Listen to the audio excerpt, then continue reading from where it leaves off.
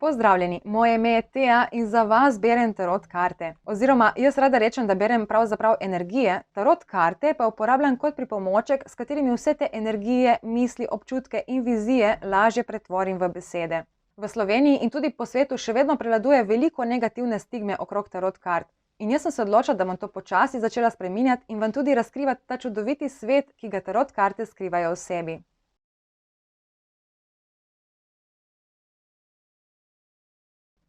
Danes bomo naredili en tak kratki in sladki uvod v tarot s Tejo, kjer se bomo naučili, kaj tarot karte sploh so, kdaj so tarot karte nastale, kako so se tekom zgodovine razvijale, kako tarot karte sploh delujejo in ali res napovedujejo prihodnost.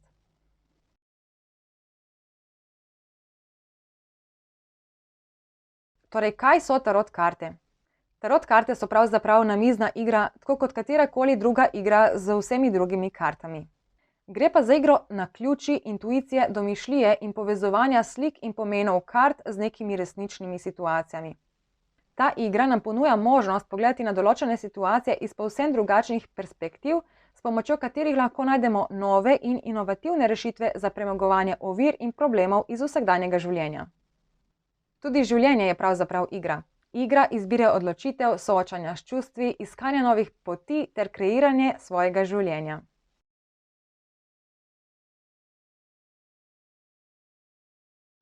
Preden začnemo s kratko zgodovino tarota, naj povem, da sem jaz vse to znanje pridobivala od različnih učiteljev, iz različnih tečajev in iz različnih virov, zato bom vse te informacije probala strniti v neko tako kratko zgodbico. Če te zanima več o tarotu, ti svetujem, da si sam oziroma sama poiščeš bolj točne informacije. Kdaj se je tarot prvič pojavil, ni točno znano. So pa v 14. stoletju igralne karte nekako prvič prišle v Evropo. Sčasoma so se razvijale, so pa nekje v 15. stoletju prvič prišle v Evropo karte imenovane Tarot of Marseille. Takrat so te karte uporabljale v glavnem plemiške družine za popestritev večerov in preživljanje prostega časa. Z njimi so igrali različne igre, niso pa jih še takrat uporabljali za vedeževanje in podobne stvari. Katoliška cerkev iger na srečo ni nikoli odobravala, zato so karte že takrat označili za hudičevo delo. Zdaj, ali je to res hudičevo delo ali ne, se bomo pogovarjali kdaj drugič in komaj čakam, ker je meni osebno ta tematika zelo zanimiva.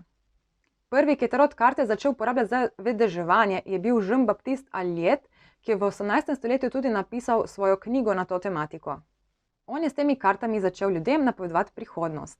Ker si je želel ustvariti več vpliva, si je izmislil tako zgodbico o neki knjižnici vsega znanja sveta, ki je nekoč zgorela, in edina stvar, ki je ostala nepoškodovana, so bile te njegove tarot karte.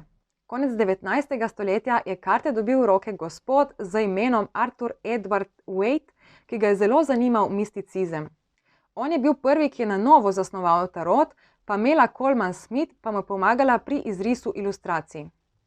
Nastale so tarot karte imenovane Rider-Waite, ki so bile izdane v začetku 20. stoletja. Rider-Waite so postale osnova tarota in po njej so se zgledovale tudi vse nadaljne verzije tarota, ki so nastale za njo. Brez njiju tarot karte ne bi bile to, kar poznamo danes. In to so v bistvu tele Rider-Waite karte. Zdaj konkretno tale verzija je že malček bolj posodobljena, so ilustracije malo bolj take pisane in nekako meni se zdijo tudi lepše. Bom pa dala tukaj ob strani za primerjavo, da vidite razliko.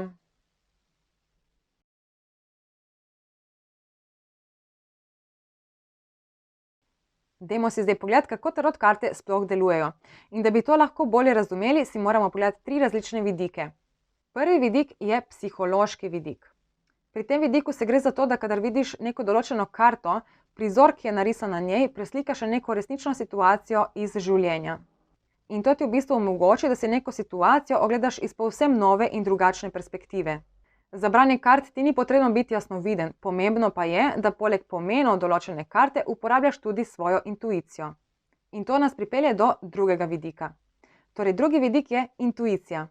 Intuicijo oziroma šesti čut imamo vsi ljudje, ampak smo jo žal tekom zgodovine nekako pozabili uporabljati. Recimo živali živijo s pomočjo intuicije in na primer ptice začutijo, kdaj je tisti čas, ko morajo leteti na jug.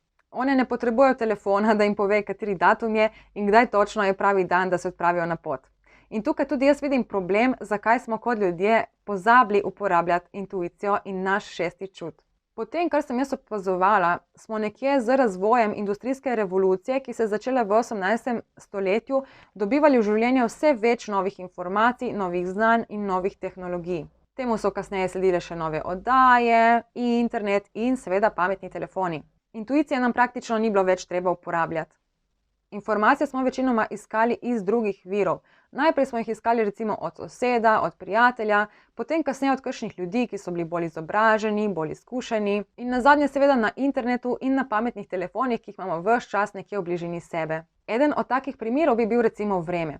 Včasih so ljudje že pogledali na nebo in so že nekako začutili, nekako so že znali predvidevati, kakšno vreme se obeta. Danes pa recimo pogledamo na telefon, da ugotovimo, če bo čez pol ure deževalo ali pa ne. Kot opažam, se pa to v veliki meri zdaj že spreminja in vse več ljudi se začne učiti o intuiciji in jo tudi začenja uporabljati v svojem življenju. Potem pa imamo še tretji vidik in to je metafizični vidik. To pa je vidik, ki ga je v bistvu zelo težko nekako razumsko pojasniti in se nanaša na skrivnost življenja, narave in naključij.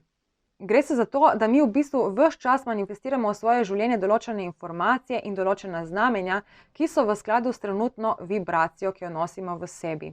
Zato, kadar tarotist recimo pomeša karte in jih postavi na mizo, naključje oziroma življenje poskrbi, da padejo dol take karte, ki nosijo v sebi sporočilo, ki ga ti trenutno potrebuješ ali iščeš. In to je v bistvu naključje. Čeprav jaz rada rečem, da naključja ne obstajajo, ker se za vsakim naključjem skriva nek načrt življenja. Življenje je tukaj mišljeno kot neka univerzalna energija. Lahko je to vesolje, lahko je to Bog, skratka gre za nekaj, kar je višje in večje od nas. Nek tak primer naključja bi bil, ko se recimo po dolgem času spomniš neke določene osebe in jo potem naslednji dan čisto po naključju srečaš. Ali pa recimo, ko kupuješ nov avto in se potem kar naenkrat na cesti pojavi en kup takih in podobnih avtov. Pač naključja. In prav naključja so v bistvu tisti čar življenja. Zdaj, če povzamemo, kako torej tarot karte delujejo. Ko tarotistu postaviš neko določeno vprašanje ali pa mu opišeš svojo situacijo, se tarotist poveže s tvojo energijo. Med seboj smo vsi energetsko povezani, zato to ni noben čirule čarule. Potem tarotist pomeša karte in jih postavi na mizo. Naključje poskrbi, to je torej tretji vidik, da na mizo padejo take karte, ki v sebi nosijo tisto sporočilo, ki ga v tem trenutku potrebuješ ali iščeš. Na tarotistu pa je, da to sporočilo s pomočjo intuicije in psihološkega vidika to sporočilo na pravi način preda tudi tebi.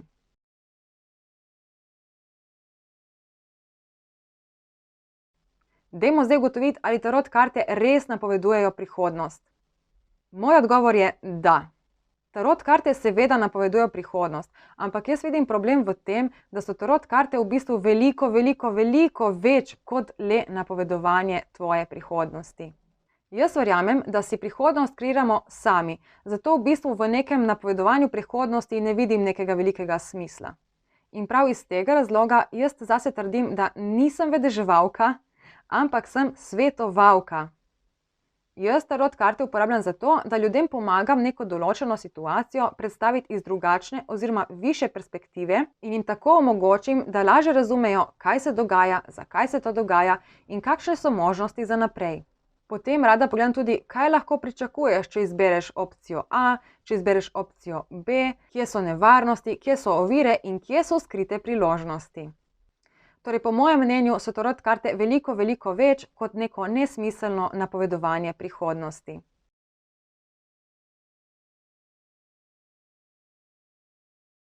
Če torej zaključimo, branje tarot kart je pravzaprav umetnost.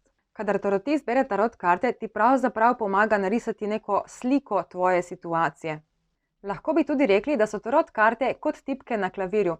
In kadar tarotist postavi tarot karte na mizo, je nekako tako, kot da bi dobil notni zapis oziroma neko pesem, ki jo mora zaigrati.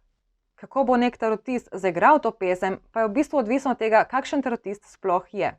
In jaz rada svetujem ljudem, poglej, kakšen človek je. Če je ta tarotist tak človek, ki oddaja neko pozitivno in prijetno energijo, če je to človek, ki ima tako življenje, kot si ga mogoče tudi ti želiš sam imeti, če je to človek, ki se obnaša do tebe na tak način, kot si sam želiš, da se ljudje obnašajo do tebe, potem je to pravi tarotist zate.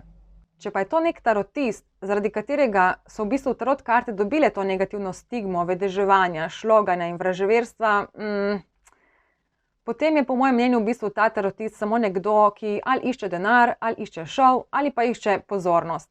Zdaj, če nasedaš takim ljudem, je to v bistvu tvoj problem. Ampak jaz verjamem, da si ti zaslužiš veliko boljše.